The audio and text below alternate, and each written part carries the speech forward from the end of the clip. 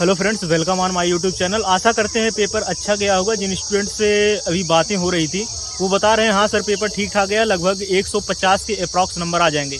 तो 150 के अगर आपके अप्रॉक्स नंबर आ रहे हैं तो बहुत अच्छी बात है, क्योंकि कट ऑफ जो जाएगा लगभग पिछली साल से थोड़ा सा भी ज़्यादा जा सकता है, क्योंकि पेपर का लेवल जो है बता रहे हैं स्टूडेंट पिछली साल के ही कितना है। अगर पेपर का लेवल पिछली साल कितना है तो आपको थोड़ा सा समझना पड़ेगा। स्टूडेंट के नंबर्स बढ़े हुए हैं, तो वो भी स्टूडेंट हैं जो पिछली साल एग्जाम दिए हुए थे, जिनका सिलेक्शन नहीं हुआ था 1-2 नंबर से या 8-10 नंबर से, तो वो भी स्टूडेंट हैं।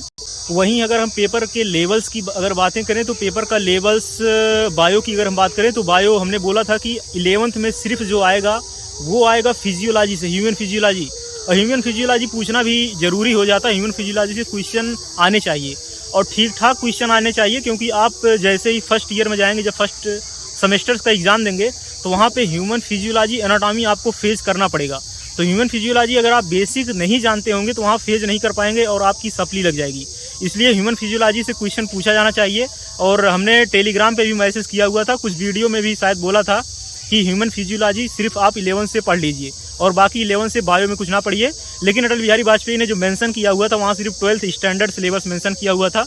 उनका भी कहना ठीक है, 12th स्टैंडर्ड सिलेबस, लेकिन ह्यूमन फिजियोलॉजी पढ़ना आपको ज़रूरी हो जाता अगर मेंशन नहीं किए हुए फिर भी एज पर्पज ऑफ नॉलेज या अदर चैप्टर्स में भी ह्यूमन फिजियोलॉजी का यूज है। अगर ह्यूमन फिजियोलॉजी अगर आप अभी भी नहीं पढ़े हुए हैं तो ह्यूमन फिजियोलॉजी ठीक से पढ़ लीजिएगा अगर आप कॉलेज में एडमिशन लेने जा रहे हैं तो, क्योंकि ह्यूमन फिजियोलॉजी पूरा एक आपका जो है सब्जेक्ट है फिजियोलॉजी, तो वो पूरा आपको आना चाहिए, बेसिक आना चाहिए, नहीं तो थोड़ा सा मामला हो जाता है सप्ली वगैरह का, तो ये भी थोड़ा सा दिक्कत हो जाता है। बाकी जो क्वेश्चंस रहे फिजिक्स के वो भी बता रहे हैं कि नॉर्मल सी क्वेश्चन थे, कोई टफ वगैरह क्वेश्चन नहीं थे, न्यूमेरिकल्स क्वेश्चन नहीं थे। बाकी केमिस्ट्री में भी सेम, जो स्टूडेंट जीके वगैरह ज़्यादा घबरा रहे थे कि जीके आ जाएगा कैसे करेंगे कैसे नहीं करेंगे, तो हमने ऑलरेडी बता के रखा था जो आपका नर्सिंग एप्टीट्यूड वगैरह है। नर्सिंग एप्टीट्यूड के लिए भी बहुत घबरा रहे थे लड़के कि नर्सिंग एप्टीट्यूड से नहीं हो पाएगा, प्रैक्टिस नहीं करवा रहे हैं।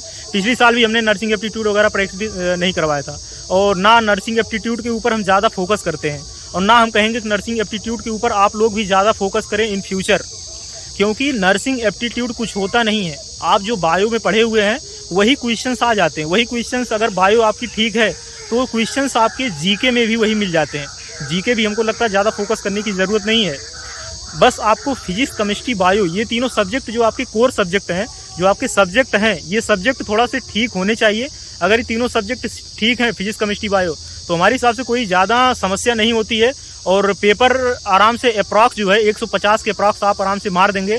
और जैसे कार्डियक साइकिल वगैरह पूछा था, टोटल कितना टाइम लगेगा, और फिर ऐसे ही क्वेश्चन और थे। नाइट एंगल के बारे में पूछ लिया था, फ्लोरेसेंट नाइट एंगल, तो फ्लोरेसेंट नाइट एंगल के बारे में तो हर साल पूछेगा, इसी साल नहीं, नेक्स्ट ईयर भी पूछा था, इसके पिछली साल भी पूछा था। और ये हम गारंटी के साथ कह रहे हैं 2024 का पेपर होगा उसमें भी फ्लोरेसेंट नाइट एंगल के बारे में पूछेगा, क्योंकि नर्सिंग का पेपर हो रहा है। तो क्वेश्चन का लेवल जो था वो मीडियम ही था, एक प्रकार से कह सकते हैं। थोड़ा सा पिछली साल से थोड़ा सा स्टैंडर्ड था, जो भी हमारी 4-5 स्टूडेंट से बात हुई है जो इन्होंने रिव्यू बताया हुआ है, तो थोड़ा सा स्टैंडर्ड था।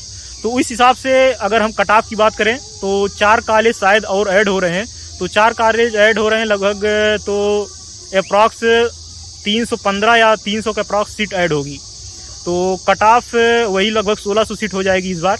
तो कट ऑफ जो जाएगा 120 के अप्रॉक्स जाएगा, 120, 118, 115, 120, 18, 15, मतलब इतने तक कट ऑफ जाएगा। मतलब जनरल ओबीसी एससी जो है इतने तक रहने वाला है, क्योंकि नंबर ऑफ स्टूडेंट बढ़े हुए हैं और नंबर ऑफ सीट भी बढ़ेगी इस बार।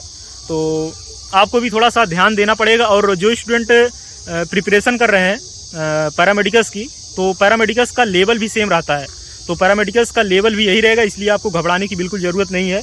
तो पैरामेडिकल्स का लेवल सेम रहेगा, ऐसे ही लेवल का रहेगा जैसे नर्सिंग का पेपर आया हुआ था। तो आशा करते हैं पेपर से आप संतुष्ट होंगे और कमेंट बॉक्स में अपना अप्रॉक्स एक बार नंबर बता देंगे कि कितना नंबर आ रहा है, क्योंकि पेपर देने के बाद हम भी काफ़ी एग्जाम दिए हैं, तो पेपर देने के बाद एक जनरल आइडिया लग जाता है कि हमारे क्वेश्चंस कितने सही होंगे या हमारे कितने नंबर अप्रॉक्स आ रहे होंगे, तो उसी के अप्रॉक्स नंबर उतने आते हैं, क्योंकि हमने भी एग्ज़ाम दिया हुआ है। तो एक जनरल आइडिया लग जाता है कि इतने जो है नंबर हमारे आ जाएंगे, बहुत होगा तो 4-5 नंबर आगे पीछे होता है, इससे ज़्यादा आगे पीछे नहीं होता है। 200 नंबर का अगर पेपर है तो 4-5 नंबर होता है। नीट का एग्ज़ाम नहीं है कि जो है इतना काफ़ी ज़्यादा 720 नंबर का है तो वहाँ थोड़ा गुणा गणित लगाना मतलब डिफ़िकल्ट होगा। तो 200 नंबर का पेपर है तो इसमें आराम से आ जाता है, मतलब हाँ ये क्वेश्चन हमारे इतने गलत होंगे और इतने के अप्रॉक्स सही होंगे तो इतना नंबर आ जाएगा। तो एक बार अपना जनरल जो है नंबर जरूर बताएंगे, जितना अप्रॉक्स नंबर आ रहा कमेंट बॉक्स में, तो बताने का कष्ट करेंगे। बाकी इंस्टाग्राम टेलीग्राम लिंक है वो ज्वाइन कर लीजिए। बाकी ऑल द बेस्ट जिनका एडमिशन हो रहा है, अप्रॉक्स 120 नंबर के आ रहे हैं, तो उनको कंग्रेचुलेसन हमारी तरफ से। मिलते हैं नेक्स्ट वीडियो में नए अपडेट के साथ, और एक बार रिव्यू जरूर अपना कमेंट बॉक्स में देंगे आपके नंबर्स कितने आ रहे हैं। जय हिंद।